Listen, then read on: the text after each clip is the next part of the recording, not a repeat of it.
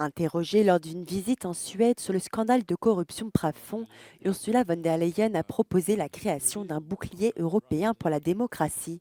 Prafond, une fondation du ministère des Affaires étrangères russe, est soupçonnée d'avoir financé des campagnes de désinformation en Europe. La Fondation pour le soutien et la protection des droits des concitoyens résidant à l'étranger aurait également aidé à payer la défense juridique d'espions russes. Elle aurait opéré dans 48 pays.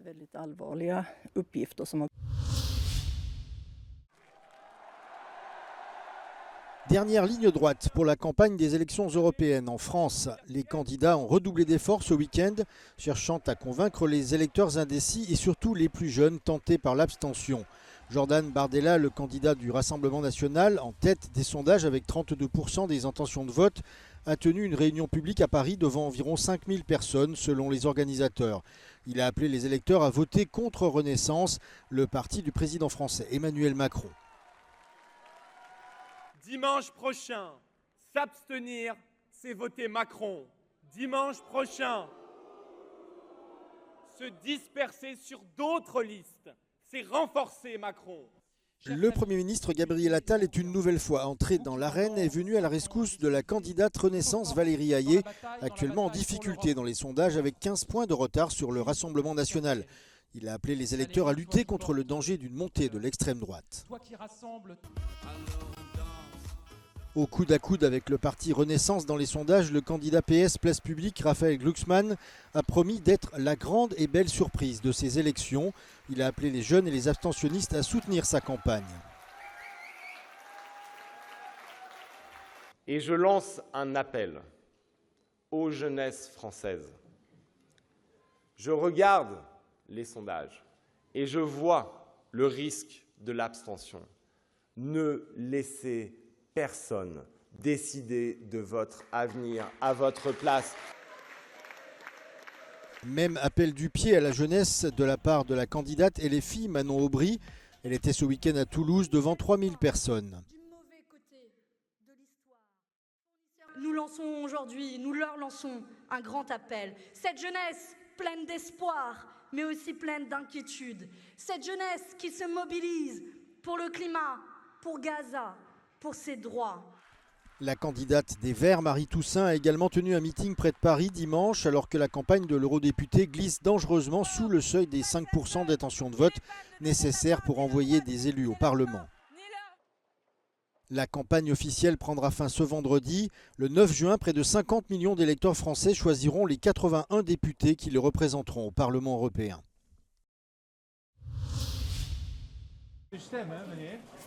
Dernière ligne droite avant les élections européennes.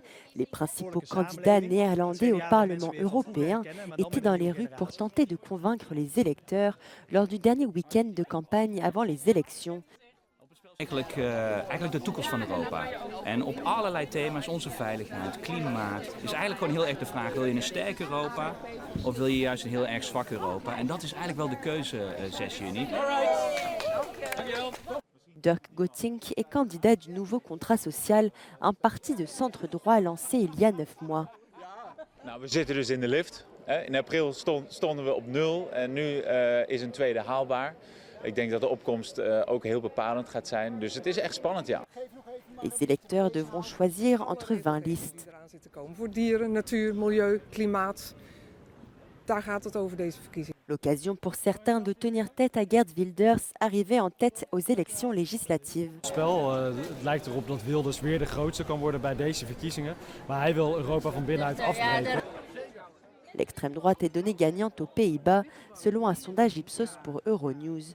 Le groupe Identité et démocratie pourrait remporter 18 sièges sur 31 selon ce sondage.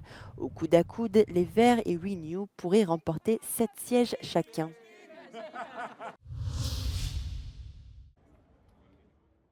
Devant l'endroit où a eu lieu l'attaque au couteau qui a fait plusieurs blessés et coûté la vie à un policier, quelques habitants sont venus se recueillir à Mannheim.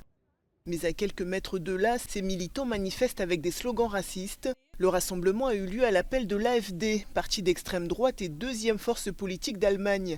L'attaque, commise par un homme originaire d'Afghanistan, visait un rassemblement anti-islam. Menschen, die hierher kommen und unsere Gastfreundschaft nicht wertschätzen, die müssen eben wieder gehen. Und auch darüber müssen wir uns endlich unterhalten. Survenu vendredi, ce fait divers ravive les tensions politiques à quelques jours des élections européennes. Les militants de gauche, qui estiment que l'extrême droite instrumentalise cette affaire, étaient eux aussi venus manifester pour faire entendre leur voix. Ces rassemblements ont donné lieu à quelques affrontements avec les forces de l'ordre. Sowas auszunutzen politisch kurz vor den Wahlen ist einfach undemokratisch und unbotmäßig und deswegen sind wir auch heute hier. Ces dernières semaines, tous les sondages réalisés en Allemagne donnent les conservateurs de l'alliance CDU-CSU largement en tête des élections européennes du 9 juin, avec environ 30% des voix.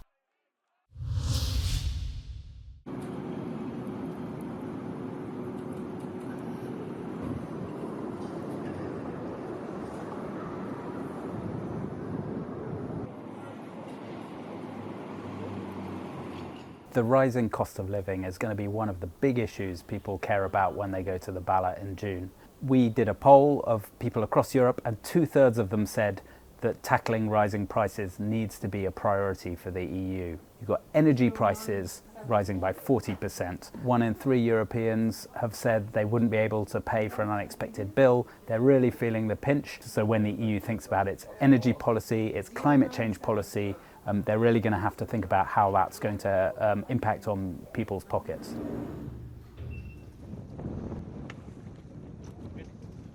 Migration has been a massive topic for the past decade, ever since the Lampedusa tragedy of 2013. Now, we finally do have a migration pact. It took years to get to this starting point.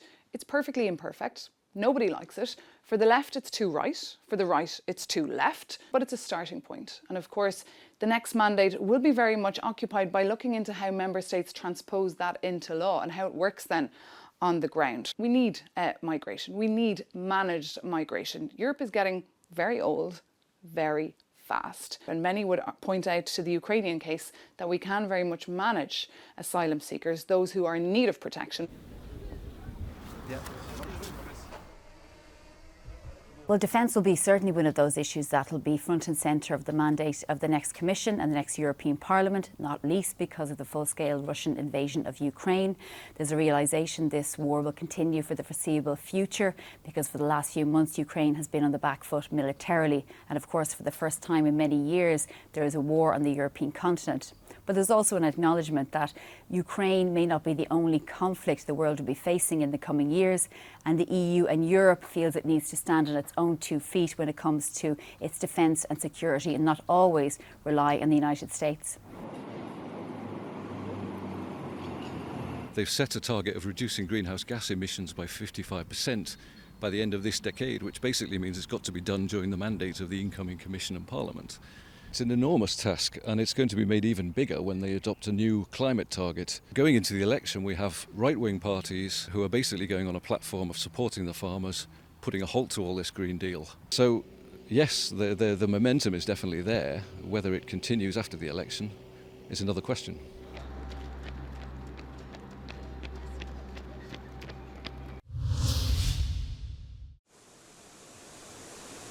En Irlande, les services sociaux sont à bout de souffle. Ils ne peuvent plus répondre à la crise des demandeurs d'asile. La pénurie de logements est un des problèmes que rencontre l'Irlande depuis des années.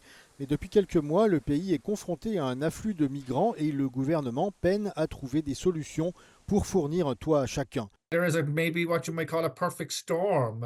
There's a shortage of housing in the state, and there is significant immigration, which are now sort of colliding, and the government is scrambling to deal with that.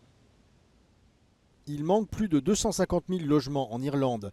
Selon les chiffres les plus récents de l'Office central des statistiques, près de 14 000 adultes et enfants se trouvaient dans des logements provisoires en Irlande au mois de mars, soit une augmentation annuelle de 16%. Dans ce contexte, certains se demandent si le pays est bien placé pour accueillir des migrants. It's a kind of a complicated issue of why you can't build more houses. A few issues are planning, B, the price of land. There would be two of the big issues, and C, labor.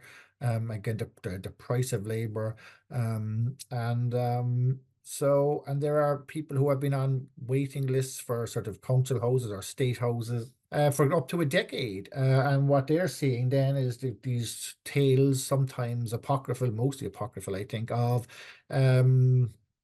refugees being granted housing before them. So that certainly is fueling a far-right element.